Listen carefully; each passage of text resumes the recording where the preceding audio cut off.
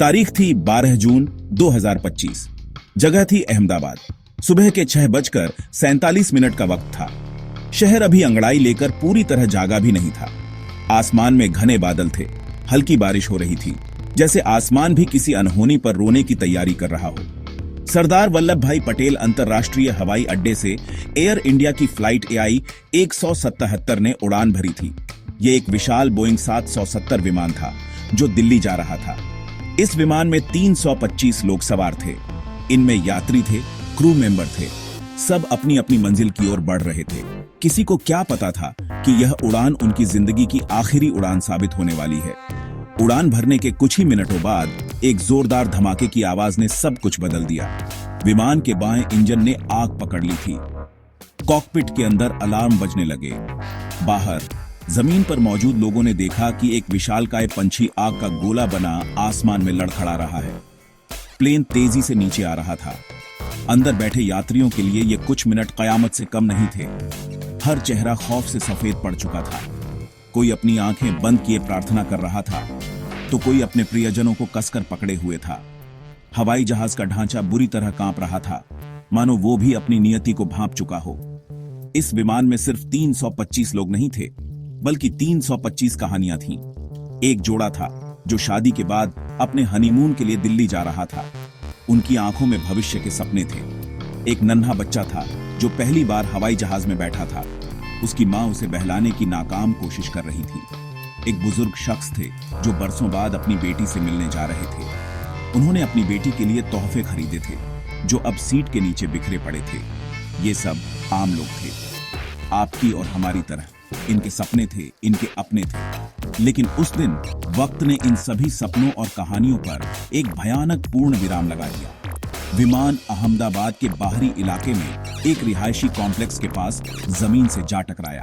टक्कर इतनी जबरदस्त थी कि विमान के परखच्चे उड़ गए। एक पल में सब कुछ आग, धुएं और मलबे के ढेर में तब्दील हो गया।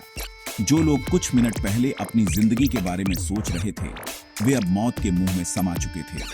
सुबह की शांति एक दिल दहला देने वाले मातम में बदल गई। अहमदाबाद शहर के लिए यह एक ऐसी सुबह थी जिसे वो कभी नहीं भूल पाएगा। एक ऐसी सुबह जब आसमान से मौत बरसी थी और सैकड़ों जिंदगियां अपने साथ ले गईं। विमान के कॉकपिट में कैप्टन विक्रम सिंह को पता था कि हालात बेहद नाजुक हैं। वो एक अनुभवी पायलट थे जिन्हें हजारों घंटे की उड़ान का तजुर्बा था। जैसे ही इंजन में आग लगने का अलार्म बजा, उन्होंने तुरंत कंट्रोल टावर से संपर्क साधने की कोशिश की। उनके सहयोगी फर्स्ट ऑफिसर आपातकालीन प्रक्रियाओं को संभालने में जुट गए। कॉकपिट के अंदर हर सेकंड कीमती था। बाहर यात्रियों के केबिन में धुआं भरने लगा था। घबराहट का माहौल था, लेकिन केबिन क्रू अपनी जान की परवाह किए बिना लोगों को शांत करने की कोशिश कर रहा था। वे यात्रियों को ऑक्सीजन मास्क पहनने और अपनी सीट बेल्ट कसकर बांधने के निर्देश दे रहे थे। कैप्टन सिंह ने विमान को वापस एयरपोर्ट की ओर मोड़ने का फैसला किया। यह एक बेहद मुश्किल फैसला था। एक जलते हुए इंजन के साथ विमान का संतुलन बनाना लगभग नामुमकिन था, लेकिन उनके पास कोई और चारा नहीं था। उन्होंने रेडियो पर वो शब्द कहे जो कोई भी पायलट कभी नहीं कहना चाहता। उनकी आवाज में घबराहट नहीं, बल्कि एक दृढ़ता थी। उन्होंने कहा, मेडे मेडे मेडे, एयर इंडिया 177, इंजन फायर, हम एयरपोर्ट लौट रहे हैं। यह उनकी आखिरी रेडियो कॉल थी। इसके बाद कंट्रोल टावर से उनका संपर्क टूट गया। यह एक पायलट की अपने यात्रियों को बचाने की आखिरी हताश कोशिश थी। विमान तेजी से अपनी ऊंचाई खो रहा था। पायलट उसे किसी तरह आबादी वाले इलाके से दूर रखने की कोशिश कर रहे थे ताकि जमीन पर और जाने न जाए। लेकिन विमान अब उनके नियंत्रण से बाहर हो रहा था। केबिन के अंदर लोगों को एहसास हो चुका था कि अब कुछ भी ठीक नहीं होगा। उस लोहे के ताबूत में बंद हर शख्स अपनी जिंदगी की आखिरी घड़ियां गिन रहा था। कुछ लोग अपने फोन से अपने परिवार वालों को आखिरी संदेश भेजने की कोशिश कर रहे थे। नेटवर्क नहीं था, लेकिन उम्मीद बाकी थी। शायद कोई चमत्कार हो जाए, शायद यह भयानक सपना अभी टूट जाए। लेकिन कोई चमत्कार नहीं हुआ। विमान जमीन से टकरा गया। वो 325 लोग जो कुछ देर पहले एक दूसरे के लिए अजनबी थे, अब एक साथ एक भयानक हादसे का शिकार हो चुके थे। इस हादसे में पायलट और पूरे क्रू ने अपनी जान गंवा दी, लेकिन उन्होंने अपनी आखिरी सांस तक लड़ने का जज्बा दिखाया। उन्होंने सैकड़ों लोगों को बचाने की कोशिश की, भले ही वे नाकाम रहे, लेकिन उनकी यह कोशिश हमेशा याद रखी जाएगी। यह कहानी है एक पायलट की जिसने अपने यात्रियों के लिए अपनी जान दांव पर लगा दी। हादसे के तुरंत बाद का मंजर किसी नरक से कम नहीं था। चारों तरफ आग की लपटें थीं, गहरा काला धुआं था और मलबे का ढेर था। इस भयानक मंजर के बीच से चीखों की आवाजें आ रही थीं। ये उन लोगों की चीखें थीं जो इस हादसे में बच गए थे, लेकिन उनकी संख्या बहुत कम थी। 325 में से सिर्फ 50 लोग ही इस कयामत से जिंदा बाहर निकल पाए। हादसा स्थल के पास रहने वाले लोग सबसे पहले मदद के लिए दौड़े। उन्होंने अपनी जान की परवाह किए बिना जलते हुए मलबे से लोगों को बाहर निकालना शुरू कर दिया। कुछ ही मिनटों में फायर ब्रिगेड की गाड़ियां और एम्बुलेंस भी मौके पर पहुंच गईं। बचाव अभियान तुरंत शुरू हो गया। फायर ब्रिगेड के जवान आग बुझाने की कोशिश कर रहे थे, जबकि मेडिकल टीमें घायलों को प्राथमिक उपचार दे रही थीं। इस पूरी अफरा-तफरी के बीच एयर इंडिया के केबिन क्रू के कुछ सदस्यों ने अदम्य साहस का परिचय दिया। घायल होने के बावजूद उन्होंने कई यात्रियों को विमान से सुरक्षित बाहर निकालने में मदद की। उन्होंने इमरजेंसी दरवाजे खोले और लोगों को बाहर धकेला। ये असली हीरो थे, जिन्होंने मौत के सामने भी अपनी ड्यूटी निभाई। एक चश्मदीद ने बाद में बताया, हमने लोगों को चिल्लाते हुए देखा, पर धुएं में सब कुछ गायब था। हम बस आवाज की दिशा में दौड़ रहे थे।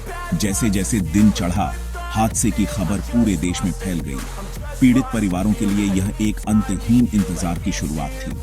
वे एयरपोर्ट पर इकट्ठा हो गए, अपनी आंखों में उम्मीद और दिल में डर लिए। वे बस एक खबर चाहते थे, क्या उनका अपना जिंदा है? लेकिन एयरलाइन या अधिकारियों की तरफ से कोई साफ जानकारी नहीं मिल रही थी। घंटों बीत गए। हर गुजरते पल के साथ उनका धैर्य जवाब दे रहा था। उनके मन में सिर्फ एक सवाल था, आखिर हुआ क्या था? क्या विमान में कोई तकनीकी खराबी थी? और अगर थी, तो इसके बारे में पहले से जानकारी क्यों नहीं दी गई? इन सवालों का जवाब किसी के पास नहीं था। परिवार वाले गुस्से में थे, दुखी थे। उनका आरोप था कि एयरलाइन उनसे जानकारी छिपा रही है। एक महिला जिसके पति इसी विमान में थे, रोते हुए कह रही थी, उन्होंने मुझे कुछ नहीं बताया, बस इंतजार करने को कहा। मैं किसका इंतजार करूं? यह सिर्फ एक हादसा नहीं था, यह सिस्टम की एक बड़ी नाकामी भी थी, जो अपने यात्रियों के परिवारों को समय पर जानकारी तक नहीं देता। ये हादसा अपने पीछे सिर्फ मलबा और लाशें नहीं, बल्कि कई अधूरे और चुभने वाले सवाल भी छोड़ गया। हादसे के बाद, जैसा कि अक्सर होता है, अफवाहों का बाजार गर्म हो गया। सोशल मीडिया पर तरह तरह की थ्योरी चलने लगी। कोई इसे आतंकवादी हमला बता रहा था, तो कोई इसे किसी बड़ी साजिश का हिस्सा कह रहा था। हालांकि जांच एजेंसियों ने तुरंत इन अफवाहों का खंडन किया। उन्होंने साफ किया कि यह एक तकनीकी खराबी की वजह से हुआ हादसा लगता है। सरकार ने भी तुरंत एक उच्च स्तरीय जांच के आदेश दिए। जांच की सबसे बड़ी उम्मीद विमान के ब्लैक बॉक्स पर टिकी थी। बचाव टीमों को अगले दिन मलबे से फ्लाइट डेटा रिकॉर्डर और कॉकपिट वॉइस रिकॉर्डर दोनों मिल गए। अब पूरी दुनिया की नजरें इस बात पर थीं कि ब्लैक बॉक्स से क्या राज बाहर आते हैं। यह हादसा हमें हवाई सुरक्षा के उन नियमों की भी याद दिलाता है जिन्हें हम अक्सर नजरअंदाज कर देते हैं। सीट बेल्ट बांधना, इमरजेंसी एग्जिट कहां है यह देखना और ऑक्सीजन मास्क का इस्तेमाल कैसे करना है। ये छोटी छोटी बातें आपकी जान बचा सकती हैं। इस हादसे में जो 50 लोग बचे, उनमें से कई ने बताया कि उन्होंने क्रू के निर्देशों का सख्ती से पालन किया था। उन्होंने अपनी सीट बेल्ट कसकर बांधी हुई थी। यह एक कड़वा सबक है, लेकिन जरूरी है। हवाई यात्रा आज भी सबसे सुरक्षित मानी जाती है, लेकिन इसका मतलब यह नहीं कि हम लापरवाह हो जाएं। सुरक्षा हमारी अपनी जिम्मेदारी भी है। जांच में महीनों लग सकते हैं। ब्लैक बॉक्स के डेटा का विश्लेषण किया जाएगा। पायलट की आखिरी बातचीत सुनी जाएगी। विमान के मलबे के हर टुकड़े की जांच होगी। तब जाकर शायद यह साफ हो पाएगा कि उस दिन असल में क्या हुआ था। क्या यह हादसा टाला जा सकता था? यह एक बड़ा सवाल है। अगर विमान के इंजन की जांच समय पर हुई होती, अगर तकनीकी खराबी का पता पहले चल गया होता, तो शायद ये 275 जानें बच सकती थीं। शायद ये हादसा सिर्फ एक बुरी खबर बनकर रह जाता, एक हकीकत नहीं। लेकिन अब इन शायद का कोई मतलब नहीं है। यह हादसा हमेशा एक सवाल बनकर हमारे जहन में रहेगा। यह हमें याद दिलाएगा कि तकनीक पर हमारा भरोसा कितना भी मजबूत क्यों न हो, एक छोटी सी चूक सैकड़ों जिंदगियों पर भारी पड़ सकती है। यह हमें उन पायलटों और क्रू मेंबर्स की बहादुरी की भी याद दिलाएगा जो आखिरी दम तक लड़ते रहे। अब सवाल आपसे है, इस पूरी घटना को जानने के बाद जब आप अगली बार किसी प्लेन में बैठेंगे तो क्या आप पहले की तरह ही सुरक्षित महसूस करेंगे या आपके मन में भी एक डर होगा? अपनी राय जरूर बताएं।